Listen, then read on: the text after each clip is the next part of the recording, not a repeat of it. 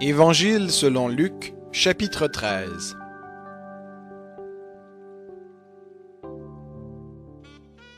En ce temps-là, quelques personnes vinrent lui raconter ce qui était arrivé à des Galiléens dont Pilate avait mêlé le sang avec celui de leur sacrifice.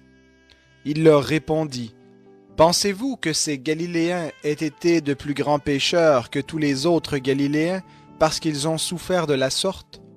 Non, vous dis-je, mais si vous ne vous repentez pas, vous périrez tous de même. Ou bien ces 18 sur qui est tombée la tour de Siloé et qu'elle a tué, pensez-vous qu'ils aient été plus coupables que tous les autres habitants de Jérusalem? Non, vous dis-je, mais si vous ne vous repentez pas, vous périrez tous également. » Il dit aussi cette parabole. Un homme avait un figuier planté dans sa vigne. Il vint y chercher du fruit et n'en trouva pas. Alors il dit au vigneron, « Voilà 3 ans que je viens chercher du fruit à ce figuier, et je n'en trouve pas. Coupe-le.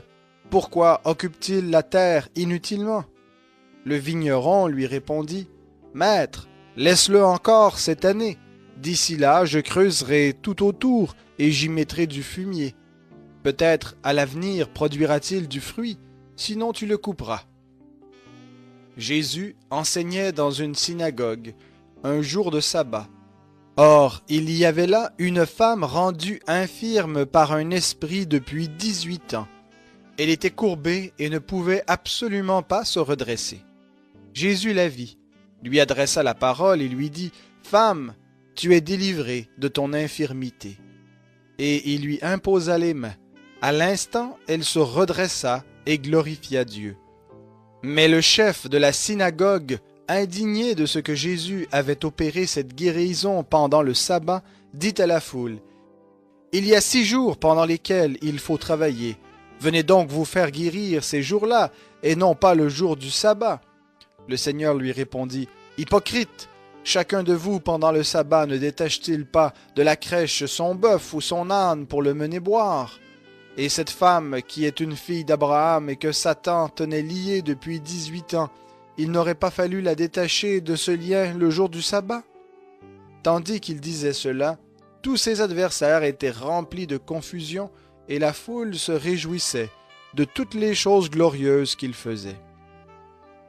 Il dit encore, « À quoi le royaume de Dieu est-il semblable? À quoi le comparerai-je?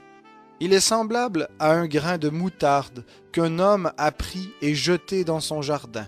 Il pousse, devient un arbre, et les oiseaux du ciel habitent dans ses branches. » Il dit encore, « À quoi comparerai-je le royaume de Dieu?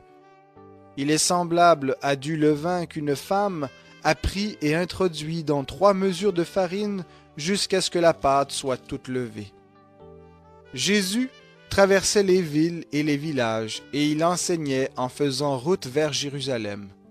Quelqu'un lui dit, « Seigneur, n'y a-t-il que peu de gens qui soient sauvés? » Il leur répondit, « Efforcez-vous d'entrer par la porte étroite, car, je vous le dis, beaucoup chercheront à entrer et n'en seront pas capables.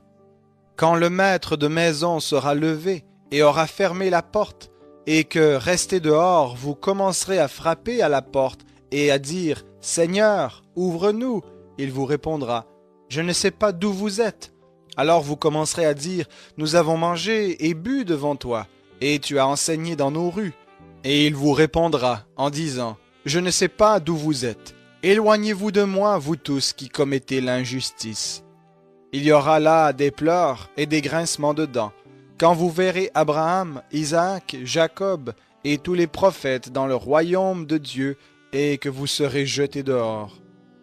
Il en viendra de l'Orient et de l'Occident, du Nord ou du Midi, et ils se mettront à table dans le royaume de Dieu. Et voici, il y a des derniers qui seront premiers et des premiers qui seront derniers. » À ce moment-là, quelques pharisiens vinrent lui dire, « Va-t'en par d'ici, car Hérode veut te tuer. » Il leur dit, « Allez dire à ce renard, voici, je chasse les démons et j'accomplis des guérisons aujourd'hui et demain, et le 3e jour, ce sera pour moi l'achèvement. Mais il faut que je marche aujourd'hui, demain et le jour suivant, car il ne convient pas qu'un prophète périsse hors de Jérusalem. Jérusalem, Jérusalem, qui tue les prophètes et qui lapide ceux qui te sont envoyés. Combien de fois ai-je voulu rassembler tes enfants comme une poule rassemble sa couvée sous ses ailes, et vous ne l'avez pas voulu. Voici votre maison vous sera laissée, mais je vous le dis, vous ne me verrez plus jusqu'à ce que vous disiez, béni soit celui qui vient au nom du Seigneur.